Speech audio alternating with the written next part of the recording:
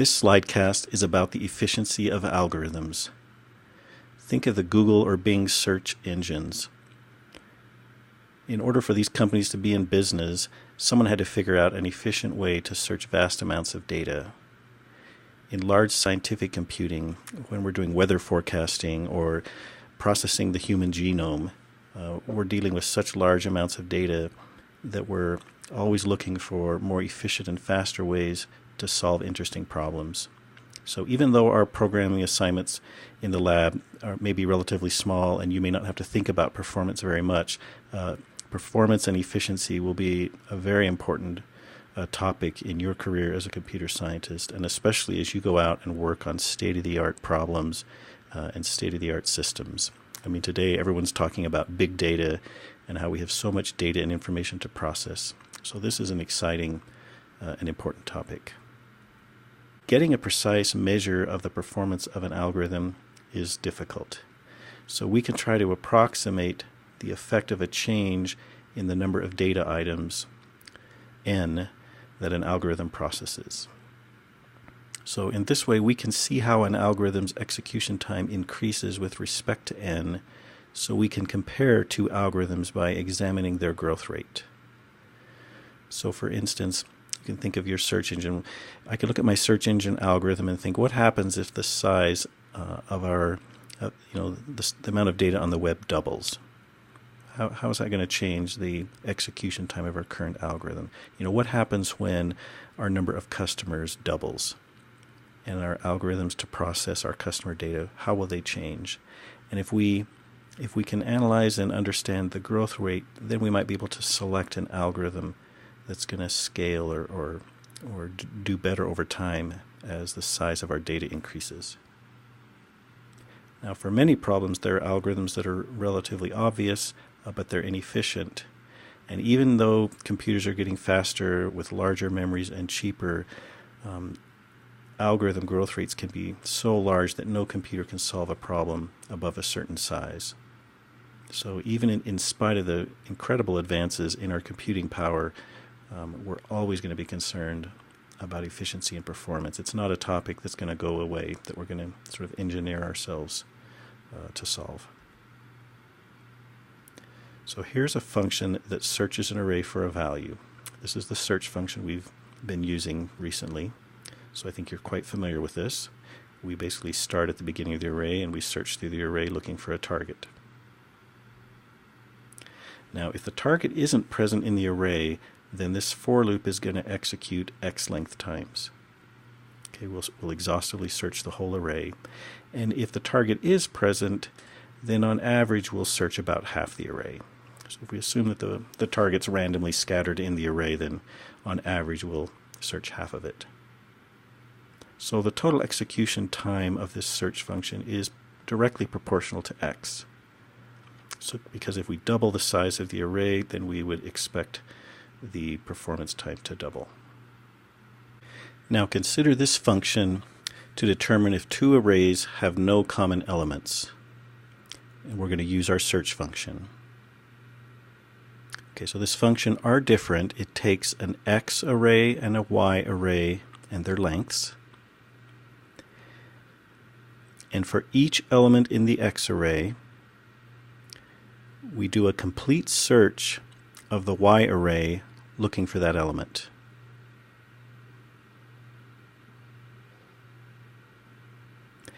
And if we find it, we return false, which means that the arrays are not different. So if we don't find it, then we'll do a complete exhaustive search. Now this for loop executes x length times, and when it calls the search function, it executes y length times, because we search the complete y array every time. So the total execution time is proportional to x length times y length.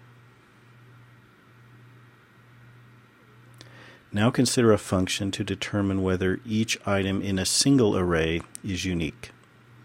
So we just have the x array and its length, and this algorithm is inefficient. What it does is we search every element of the x array with this outer for loop,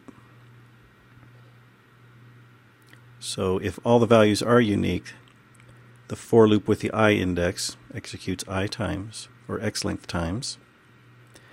And then this inside loop, where we have the index set equals to j, we set it equal to 0 and search the entire X array and compare each value with the index j. When it's not equal to I, we don't want to compare an element to itself, but we compare this X element to every other item in the X array. So that's going to execute X length times as well. So the total cost of these two loops is X length squared. And you might notice the inefficiency. Can you halt the slides and kind of look at this for a few minutes and see if you can decide why this is an inefficient algorithm? It's doing a lot of unnecessary work. So pause and take a minute to figure that out before we show you on the next slide what's wrong with it.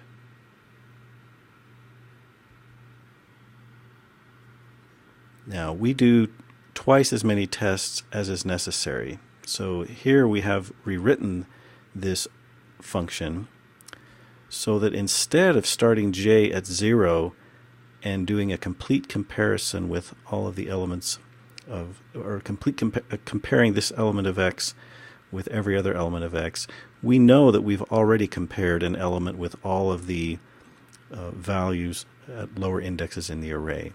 So if we start with j at I plus 1 and search until as long as j is less than x length, then the first time we execute this inner loop, we'll do x length minus 1 comparisons. But the next time we'll do x length minus 2, and so forth until the last time it executes once.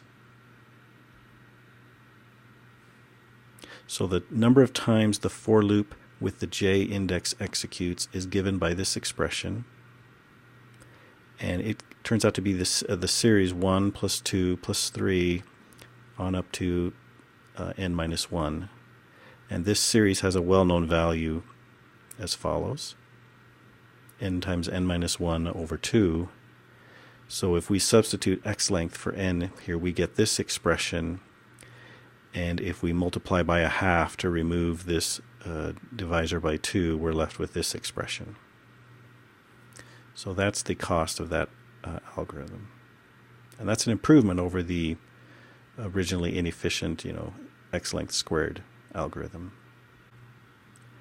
Understanding how the execution time and the memory requirements of an algorithm grow as a function of increasing the input size is a valuable tool to compare algorithms and determine how they perform.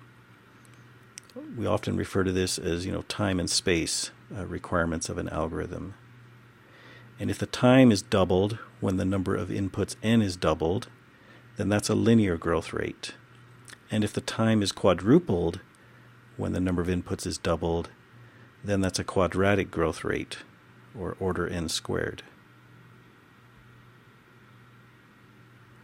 So the examples we've seen had the following, execution times, and computer scientists use this notation, this O of n to represent the first case, O of n times n times m to represent the second, and O of n squared to represent the third and fourth. Okay, where n is x length and m is y length. And this symbol O can be thought of as it's an abbreviation for order of magnitude. So we can say an algorithm has an order of magnitude n to represent the first case, and so forth. And we call this notation the big O notation. Now, the simple way to determine the big O of an algorithm or a program is to look at any loops and to see whether they're nested. And assuming that the loop body consists of only simple statements, then a single loop is order n. And a nested loop is order n squared. And a nested loop in a nested loop is order n cubed, and so on.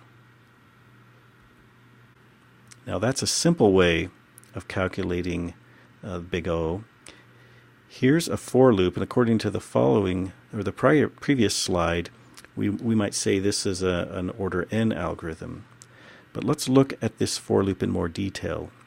If we see that I is set equal to 1, and this for loop executes until as long as I is less than x length. But here, instead of incrementing, we're taking I times I is set equal to I times 2. So we're doubling I at every iteration of our for loop. So this means the for loop is going to execute k minus 1 times when I is going to go from 1 to 2 to 4 to 8 on up to 2 to the k until 2 to the k is greater than x length.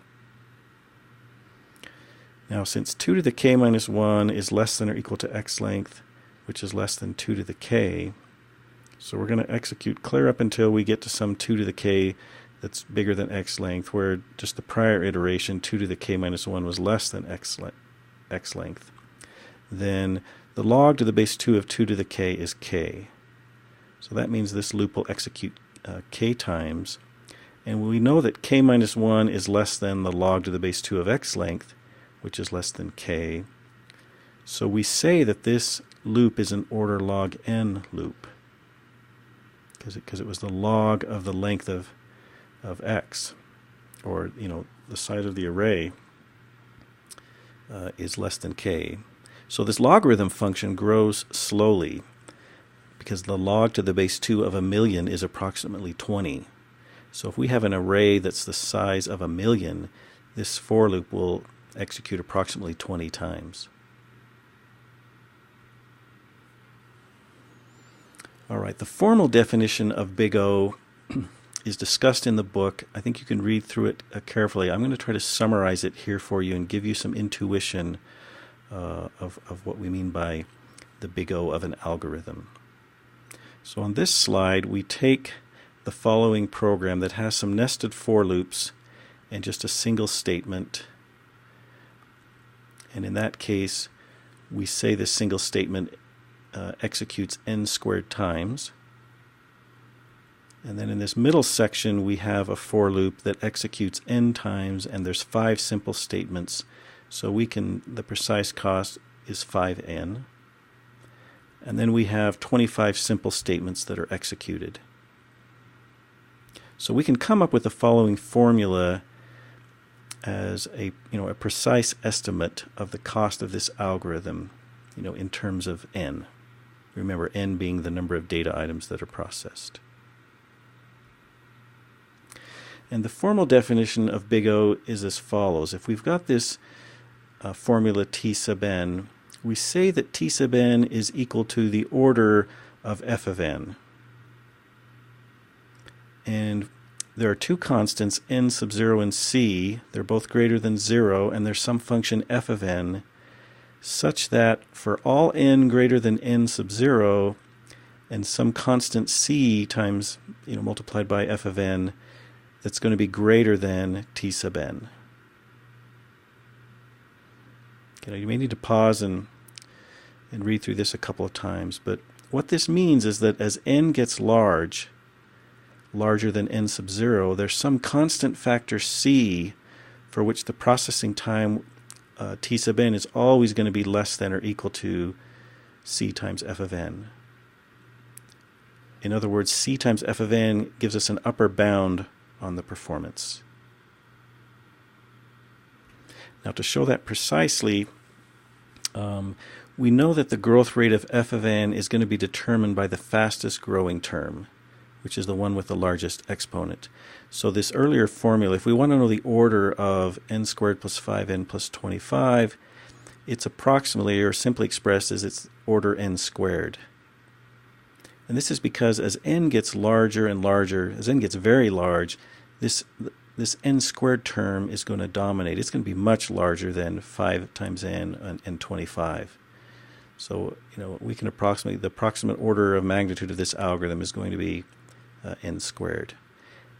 And so it's safe to ignore constants and to drop lower order terms. This 5n and 25 will just drop when we're determining the order of magnitude of an algorithm. Now if we go back to this original example of t sub n, and if we want to show that it's an order n squared algorithm, what we do is we find a constant n sub 0 and a constant c such that this c times n squared is greater than this formula for all n larger than n sub 0. So to do that, we take c sub n squared and set it equal to this formula, and we let n be equal to n sub 0, and we solve for c. And if we do that, we'll find out that when n sub 0 is 5, that gives us a c value of 3. So the theory tells us that 3 times n squared, this is the constant times n squared, is greater than this formula for all n greater than 5. And I think the easiest way to see this is if we graph these two formulas, 3n squared and our original t sub n, we'll find that when n is greater than 5, then 3n squared is always an upper bound, or it's larger than n squared plus 5n plus 25. So that's what the theory is telling us, that when we've got a formula t sub n, if we take this the term with the largest exponent, an order n squared algorithm, then some constant times n squared for sufficiently large n is always going to be an upper bound on the cost of t sub n. So here's a second example from our textbook. Takes this program, gets another formula for t sub n, simplifies it to this expression, and then we do some more mathematics by reversing the terms and simplifying. We get 1.5 times n squared minus 1.5n as our t sub n. And so if we look at this and take our kind of the earlier notion that, well, we pay attention to the higher order term, we drop the lower order terms and we ignore the constants, then we'd say this is still an order n squared algorithm. And there's some constant times n squared that's going to be an upper bound for sufficiently large n. So we do a same kind of a calculation where we let t sub n be this, and we let n equals 0. When n equals 0, this polynomial has a value of 0. So for values of n greater than 1, 1.5 times n squared is greater than 1.5 times n squared minus 1.5n. So t sub n is an order n squared. And this graph sort of illustrates this. When n is greater than 1, this blue line is always greater than the black line. So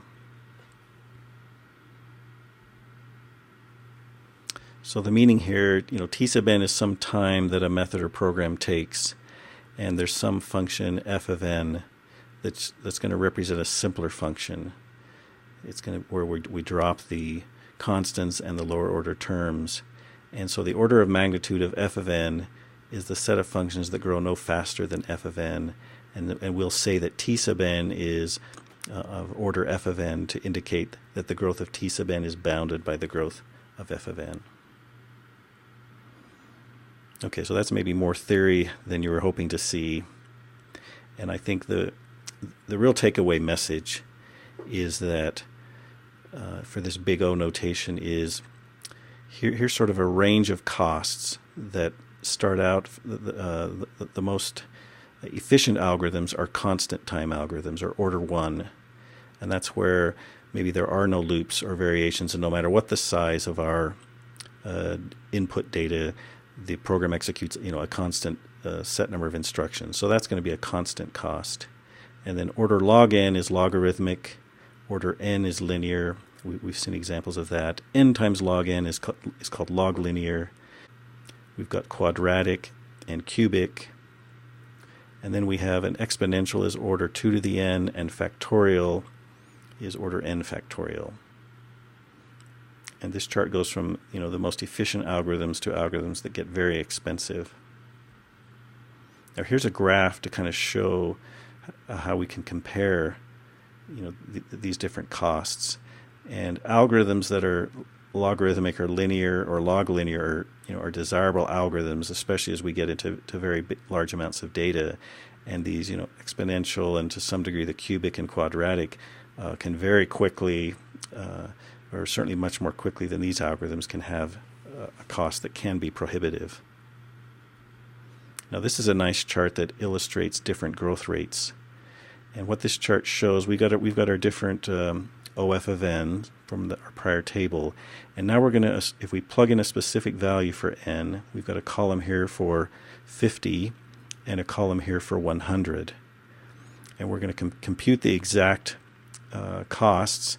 And then this final column here is a ratio. We want the ratio of F100 divided by the ratio of F50. And what this gives us a sense for when the size of our data doubles, how does the cost of a given algorithm change?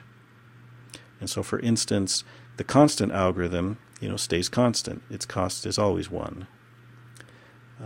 The linear algorithm, if we go from 50 to 100, we double the data, and then we double the cost of the algorithm. If we've got our n squared algorithm, if we double the data, then it's 4 times. We go from a 2,500 to 10,000. And for cubic, it's 8 times. Now the fascinating, or the really interesting things, are the exponential algorithms. Even for a data set a size of just 50, here's, the cost is on order 10 to the 15th. And if we go to F100, it's 10 to the 30th. So just by doubling the data, the ratio that the cost of our algorithm grew by 10 to the 15th. And for factorial, look at this. It's for f of 50, it's a 10 to the 64th algorithm is the cost, and then it rises 10 to the 157th. So our just by doubling the data, our algorithm, the cost increased by 10 to the 93rd. So these algorithms, this exponential and factorial growth rates, place a practical limit on the size of a problem that we can solve with algorithms that have that cost. So if we have an exponential algorithm, if 100 inputs take an hour, then 101 inputs take 2 hours, and so on. And when we get to 114, if we just do that 14 more times, our algorithm takes about 2 years.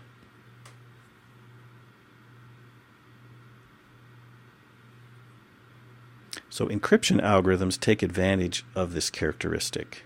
So some cryptographic algorithms, we can break them. We can do a brute force attack on the secret key in an exponential amount of time, where n is the number of bits in the key. So if we have a key length of 40, we can crack the encryption with a modern computer. But if we have a key length of 100 bits, it can take a billion times longer than a key length of 40.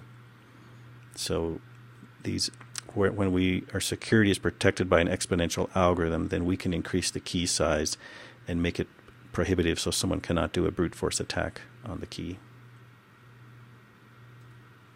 And that brings us to the end of this slidecast.